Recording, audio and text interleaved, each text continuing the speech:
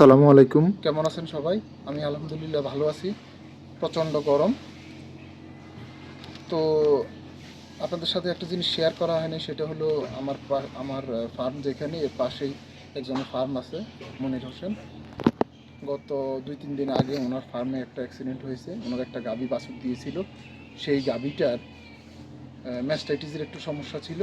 পরে এটা চিকিৎসা করাতে গিয়ে ওনার ঘরটা একটু পিছলা বা অন্য কোনো সমস্যা, এই কারণে পিছলার সমস্যাটাই মূলত বেশি, যে কারণে ওনার ওই গাভীটা লাফ দিতে গিয়ে একটা পা ভেঙে যায় এবং গাভীটা পরে উনি 80,000 টাকা বিক্রি করে ফেলে। 2 লাখ টাকার একটা গাভী, 80,000 টাকা। এখন বাছুরটা আছে, বাছুরটা হয়তো 20-25 হাজার টাকা বিক্রি করতে পারবে। তাইলে 1 লাখ টাকা, 2 লাখ টাকার গাভী, সব মিলে 1 লাখ টাকা, তাহলে 1 লাখ টাকা পুরাই লস। তো এই জন্য আমি আজকে বাজার থেকে নিয়ে আসলাম ব্লিচিং পাউডার 2 কেজি, দুইটাতে 2 কেজি ব্লিচিং পাউডার, আর নিয়ে এসেছি ওয়াশিং পাউডার আর হুইল মিক্স করে এগুলো ছিটিয়ে দিচ্ছি আমার ফার্মের চতুর্পাশে, যাতে জীবাণু নষ্ট হয়ে যায়।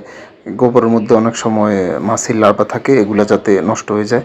আমি আমার পুরো ফার্মে এই পাশে থাকে গাভী গরু আর নতুন যে বাছুরগুলো হয় এগুলোর মধ্যে একদম গরুর পায়ের নিচে, পিছনের দিকে সব জায়গায় ভালো মতো ছিটিয়ে দিচ্ছি, কোনো জায়গা যাতে খালি না থাকে। এই সিরিয়ালটাতে থাকে আমার বাছুরগুলা, যে বাছুরগুলা দুধ খাওয়ানো হয় না, এগুলো এখানে থাকে। এখানেও ভালোভাবে ছিটিয়ে দিচ্ছি।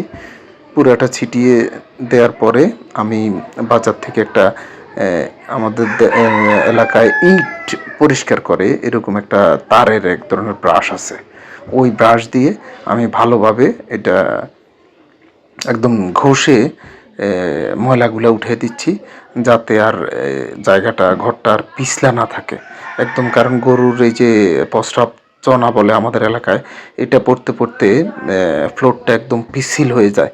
আমি অনেক সময়, বা আমার ফার্মে যিনি কাজ করে উনিও ঠিকমতো হাঁটতে পারে না, আমাদের অনেক সমস্যা হয়। সেজন্য ভালোভাবে আমি পুরা ঘরটা ডলতেছি। এখানে যে আমার ফার্মের লোক এবং আমার এক ছোট ভাই, তারাও আমাকে হেল্প করতেছে। গরুগুলা খুব ভয় পাইতেছে না কি, বুঝতেছে না যে এটা আবার কি চলতেছে, কারণ এই কাজটা তো সচরাচর ফার্মে হয় না। তো আমি দেখতেছি কোন কোন জায়গায় বেশি ইয়ে পিছলা, ওই জায়গাগুলো খুব ভালোভাবে ডলে দিচ্ছি যাতে পিছলা না থাকে।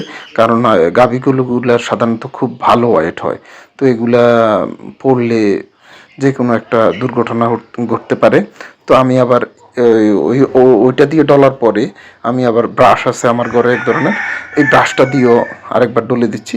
তারপরে এখন পানি মেরে ধুয়ে দিচ্ছি ইনশাআল্লাহ। আপনারা দেখছেন, আপনারা চাইলে এইভাবেও আপনাদের গরুঘর পরিষ্কার করতে পারেন। এতে ইনশাআল্লাহ আপনাদের গরুর কোনো দুর্ঘটনা ঘটবে না।